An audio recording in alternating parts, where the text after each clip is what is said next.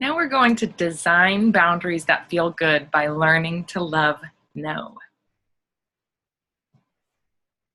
I love these concepts of bright lines and hard stops.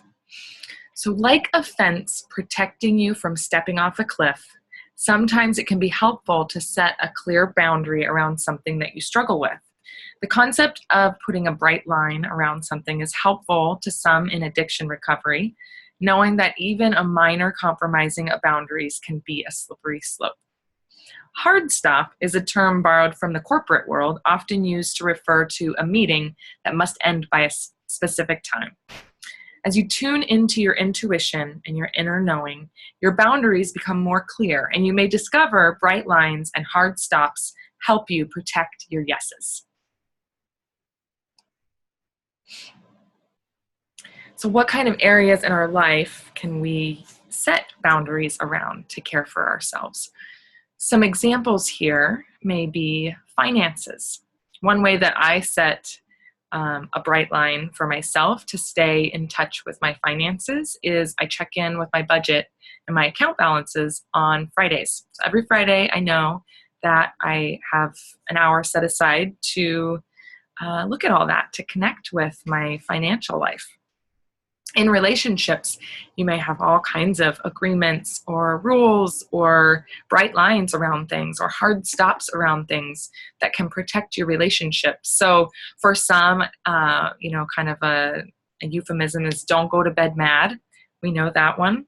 Some people might have a bright line around cussing at their partner that, we might get really upset with each other, and this is something that we just absolutely don't do.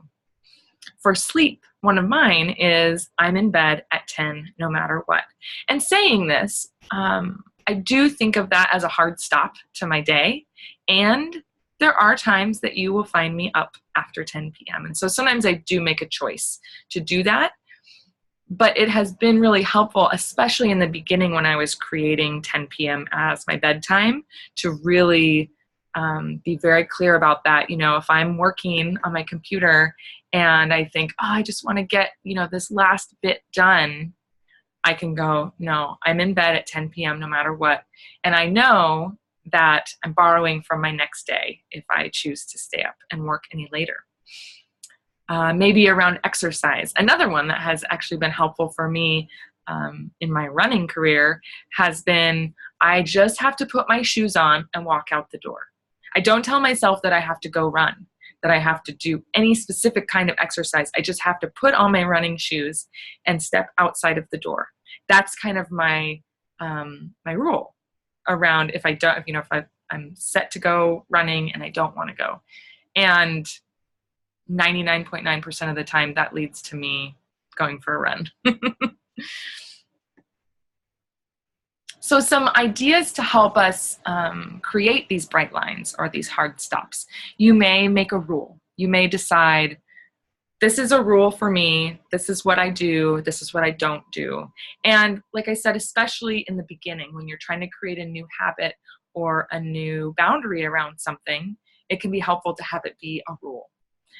You may set a timer or a reminder on your phone or an alarm to help keep you accountable, to help keep you within the boundaries so that it doesn't turn into a really big deal. For example, in your activity, I'm going to ask you to set a timer for 5 to 10 minutes, and you can decide what time feels right. But setting that timer can allow yourself to really fully participate in the activity and the homework while still giving yourself, taking care of yourself, saying, I'm not going to end up spending an hour on this thing. 5 to 10 minutes is really sufficient to get what I need to get out of it.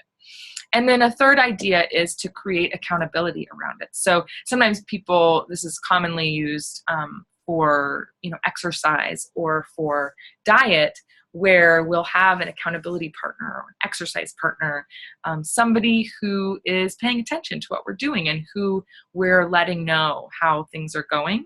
That can be really helpful when we're trying to set boundaries for ourselves and trying to create new habits.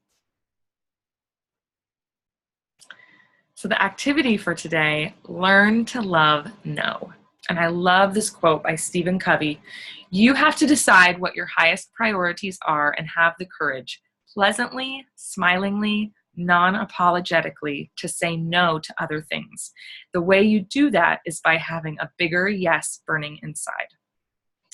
So I just want to give you permission. This was so helpful to me in my journey to loving no, that no is a full sentence. It needs no explanation. Saying no actually means yes. It means saying yes to another priority. So getting in touch with what that bigger yes is, like Stephen Covey says, the bigger yes that's burning inside, getting in touch with and getting really clear about what that is can sometimes help us see more clearly where we need to say no, where we want to say no, so that we can protect that thing that we have a burning yes about. And this translates to all the areas that, I showed in the example, but also just on a day-to-day basis in your relationships with people, in your the work world, or in your personal life, being able to say, when asked, no, and feel really good about it because you know that you're honoring a greater yes, a priority that is yours. And that is self-care at the core. So for this activity, I want you to, again, open up your calendar. We're doing lots of work around our commitments and the way we spend our time, because ultimately that is what our life is made up of. So open your calendar to the upcoming week. Set your timer for 5 to 10 minutes, whatever feels right to you, but it doesn't have to be any longer than 10 minutes. Start with the next activity that's scheduled on your calendar. And I want you to consider these questions and write down your answers on your worksheet. So looking at that activity, think, when I choose to do this activity, what am I saying yes to? And make a list. So maybe, for example, if the next activity on your calendar is work, what am I saying yes to? I'm saying yes to income. I'm saying yes to maybe my purpose in life. I feel like if my career is in line with my mission and my greater purpose in life, then saying yes to going to do this activity means I'm saying yes to contributing to my greater purpose in life. So those might be 2 examples that you come up with. When I choose to do this activity, what am I saying no to? So maybe currently it's summertime here and I leave my children at home sometimes when I go to work. So I might think, okay, I'm saying no to spending time with my children. I'm saying no to hanging out with my friends. I'm saying no to whatever else I may be doing during that period of time. And there may be a really specific one. You may have a birthday party scheduled or going on at the same time that you have work scheduled. And so it's very clear, wow, I'm saying no to this birthday party so that I can say yes to work. And we can see, what am I saying yes to when I accept this activity? What am I saying no to?